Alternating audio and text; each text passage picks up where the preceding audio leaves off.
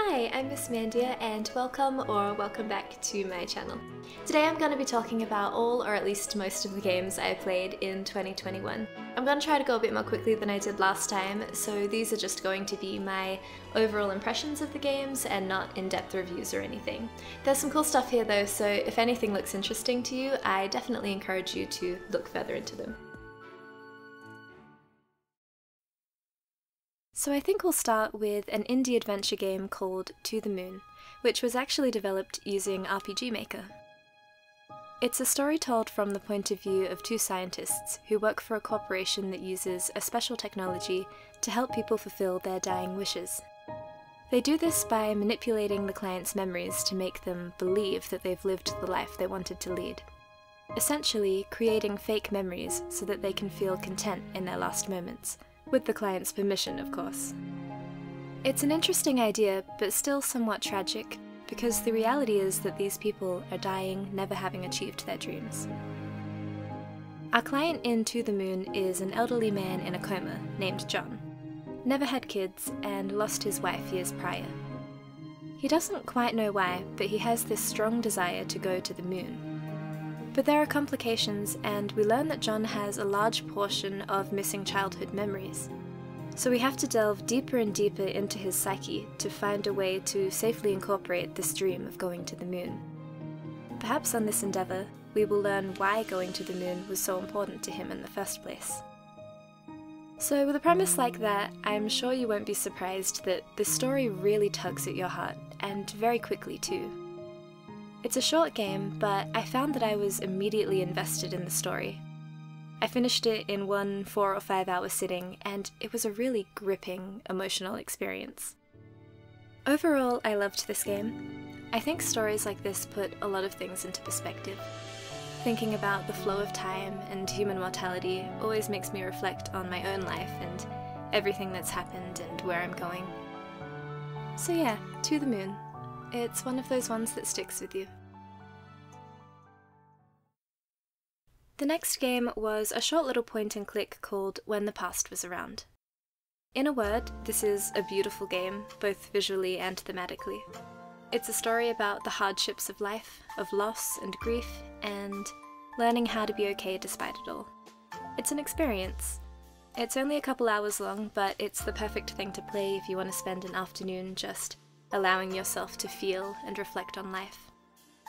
The game follows the story of a girl named Edda, who appears to be grieving the loss of her partner, who is represented by this owl. Every chapter you'll find yourself in a room of some sort, and you'll need to solve puzzles and find feathers to open the next door, which often leads to a different memory. The story is somewhat abstract. There's not really any text, so you have to piece it together on your own based on the puzzles and the mementos you find. It's full of symbolism. And I would actually argue that the soundtrack is half the experience here. It gives a lot of emotional context to these memories. Through the music you can feel these themes of reminiscence, longing, pain, hope, and gratitude that Edda feels when looking back at different memories. I think it's quite special in that regard. So yeah, it's a pretty mellow game, but also quite moving. It may be short, but it leaves you with a feeling of gratitude for life and a desire to cherish the present. I'm glad to have experienced it. So next up, my friends and I of course continued with Final Fantasy XIV. The Endwalker expansion was just released, which is so exciting, even though we're not quite there yet. The three of us are going through MSQ together, so it takes a bit longer to coordinate sometimes, but I wouldn't have it any other way. And you know, there's no sense in rushing these things. Around the middle of the year we finished Heavensward, which was great. Heavensward is actually the expansion that introduced the Machinist class, which I fell in love with immediately. It's my main job now, and I just love how satisfying the rotation is. I started out as a black mage, which I still have a soft spot in my heart for, but I love the mobility of Machinist, and everything just clicks so much better for me. And I look really cool. And what else is new? Oh, I turned myself into a Lala for a little while. That was fun. We're into Stormblood now, and I hear it's the least popular expansion story-wise, but I'm loving the new areas, and I know there are some cool trials coming up, so I'm having a lot of fun so far.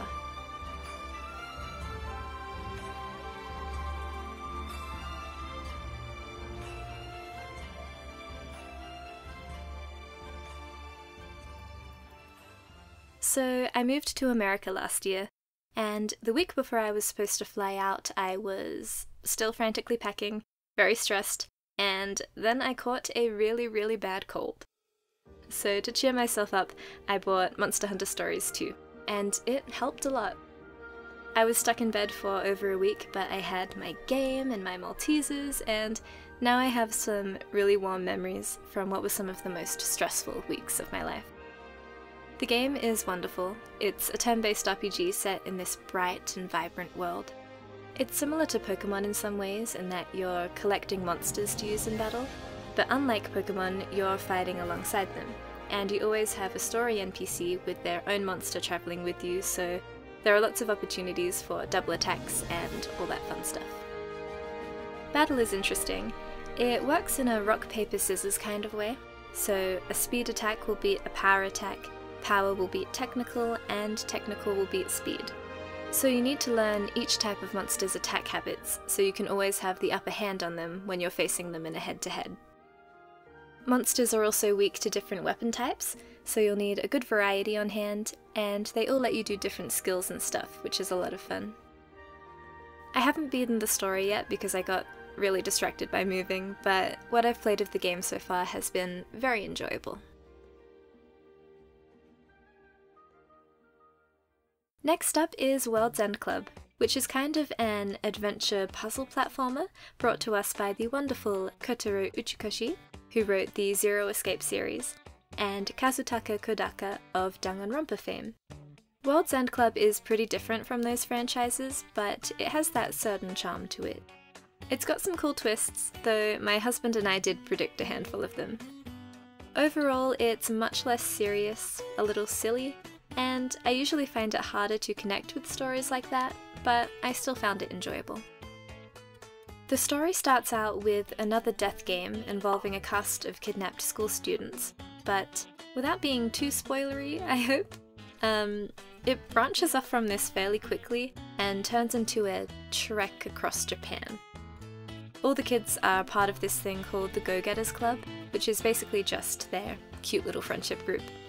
As you continue the story, each of the go-getters discover that they have a unique power, essentially a superpower, and they use them to help them out on their journey home to Tokyo, which is thwarted by some monsters that have mysteriously popped up all over Japan. So my overall thoughts: I enjoyed the story, but it's not anywhere as hard-hitting as Zero Escape. And I'm sorry I'm making so many comparisons to Zero Escape.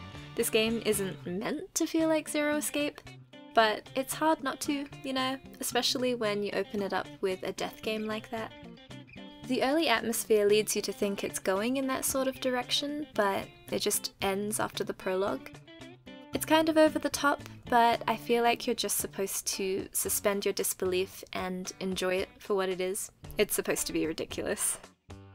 As for the platforming, it's kind of buggy at times, but not too bad.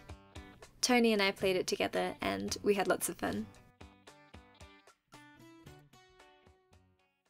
This next one is a little special, and that is the original Phantasy Star Online for the Dreamcast. Why solo this old version of a 22-year-old MMO, you may ask? Well, for some background, I actually didn't get my first Dreamcast until, I think, 2015. I remember my dad was trying to help me find one on eBay, and he spent a lot of time looking for cool RPGs for me. He's not a gamer, but he loves bargain hunting and finding nice gifts, so... Phantasy Star Online was actually one of those first games I got, and I remember really loving it from the moment I played it. It really made an impression on me, and I never forgot that song that plays on the spaceship.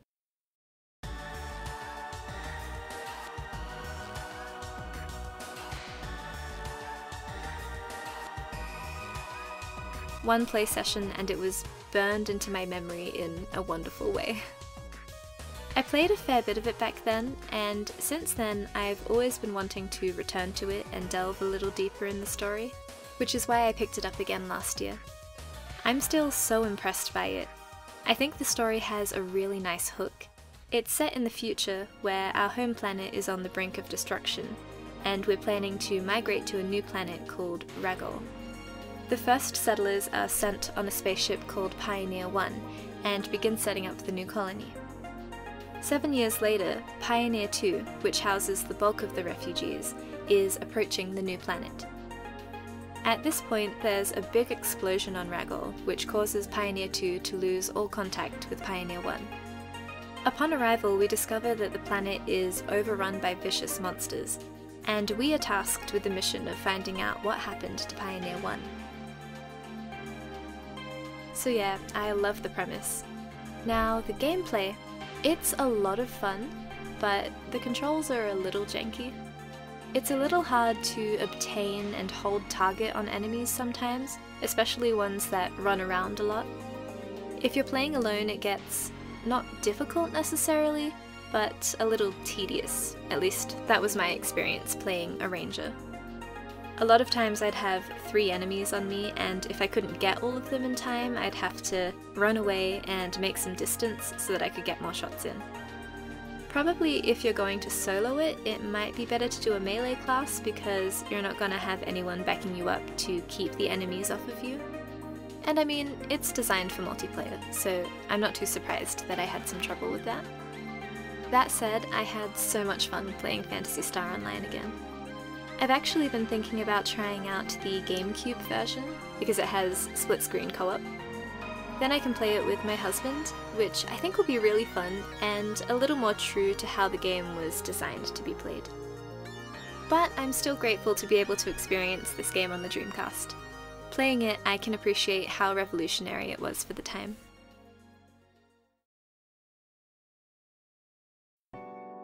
Coffee Talk is an indie visual novel type game in which you play as the owner of a midnight coffee shop called Coffee Talk.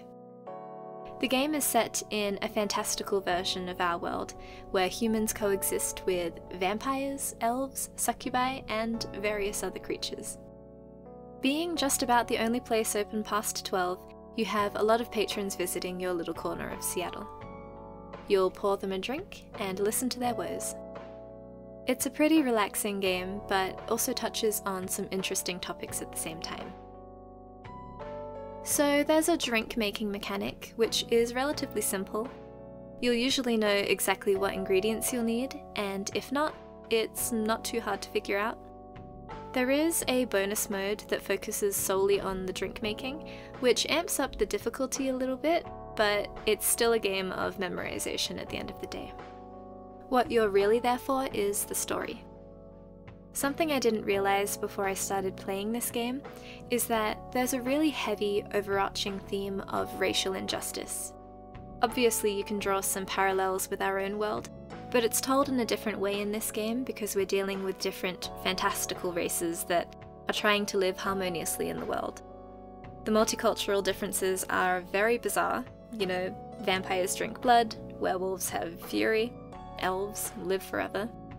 But there's a line that I thought was really interesting. One of the characters is writing a novel, a fantasy where only humans exist. She says, "I imagine, even in a world where only one race exists, problems will still appear anyway. Discrimination and racism will still happen. Differences in language, nationality, ideology, or even skin color. When everything's the same, the smallest differences will stand out. The bottom line is, we'll always find a way to hate others." I don't know, I just thought it was interesting to see our reality framed that way. So, each of your patrons has their own mini conflict, and you do your best to talk them through it, but mostly just watch their stories unfold before you over the course of the game. And it does have an interesting ending, and a really nice lo-fi soundtrack. It was great.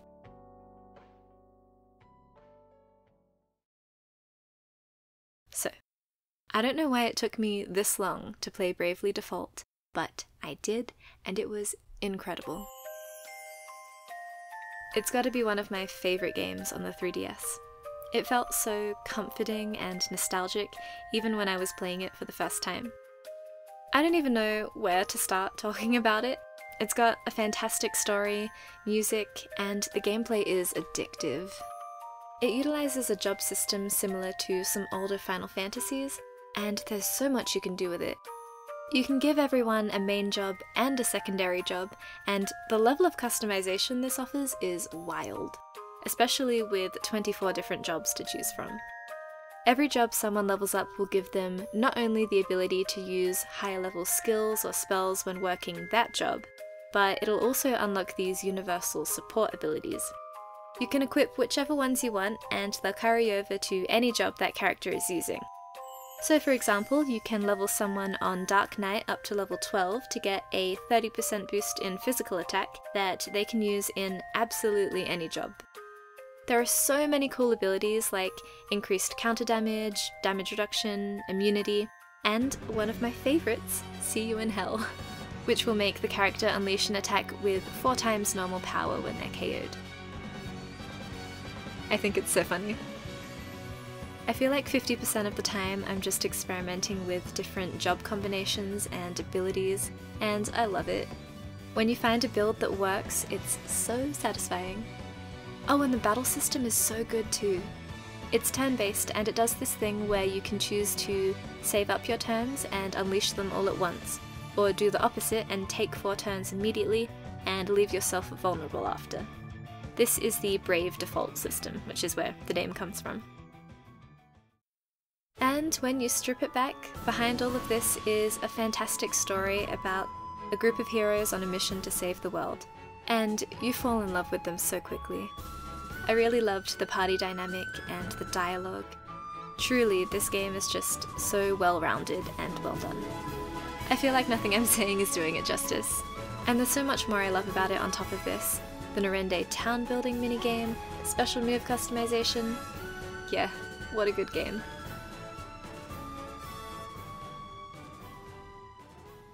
So changing gears a little bit, the next game I have to talk about is Outriders. This is a very different game for me. With the crazy login queues for Final Fantasy XIV after Endwalker dropped, my friends and I decided to play another game for a while, and we ended up here. I probably wouldn't have chosen a shooter myself because I've always felt somewhat intimidated by them, but you know what? I truly had a blast playing this game. First of all, I love the premise of the story. It's actually quite similar to the start of Phantasy Star Online. We're in the future. Earth has become uninhabitable, so some of the population is sent to colonize a new planet. But something goes wrong, and it turns out that this planet, which was supposed to be safe, is having these wild energy storms they call the Anomaly. Instead of creating a peaceful colony, the settlers ultimately end up warring with one another, while also trying to navigate this new, hostile planet. I thought the gameplay was really fun. You play as one of 4 classes, and I think they're summed up pretty nicely here. I played as a technomancer, so I got to use a lot of gadgets and things like turrets, missiles, and rocket launchers. As you level up, you'll unlock 8 different skills, but you can only have 3 equipped at once, which I actually really liked because it made the combat feel much more manageable to me. On top of that, you can collect weapon and gear modifications that will power up certain skills. So for example, they can do things like increase skill duration or radius, increase damage, or add other effects. So yeah, I was surprised that as a whole it wasn't super complicated. Like I said, I usually shy away from action games, especially shooters, but I think this was a somewhat beginner-friendly one, and it definitely helped playing on the PC, I'd say. And over the end of the year and into the beginning of this one, I finally reached the end of Pokemon Sword. I started playing it alongside my husband and our best friend when it came out at the end of 2019, so we had a bit of a break, but we finally got there in the end. I've been a fan of Pokemon since I was little, but I found it difficult to get into some of the newer releases. But I thought Sword and Shield were great, and honestly, I haven't enjoyed a Pokemon game this much since X and Y. I think a lot of that is attributed to the fact that I was playing with my best friends, but also Sword and Shield feels so much more full and alive to me than previous games. I mean, the wild area was a game changer. It's such a cool feeling being able to run freely around this massive space and stumble upon so many different Pokemon you don't even have a chance of beating at first. And obviously seeing them wandering around outside of battle is incredible. I know we got this with Let's Go Pikachu and Eevee too, but I think it's a nice change to the standard formula. I don't usually find the stories that engaging in Pokemon games. Mainline games, that is, because Mystery Dungeon is fantastic, but that's another story. So that's why I appreciated that Sword and Shield went in a bit of a different direction with the gameplay. And on top of that, it looks incredible, and I found myself really enjoying it.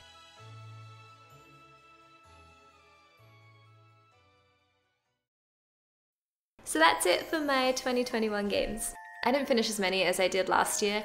I kinda had a hard time relaxing between going through the process of getting my US visa, actually moving across the globe during the pandemic, and setting up our new apartment, but I am slowly getting myself together. I hope you enjoyed this video. Thank you so much for watching, and I will see you next time.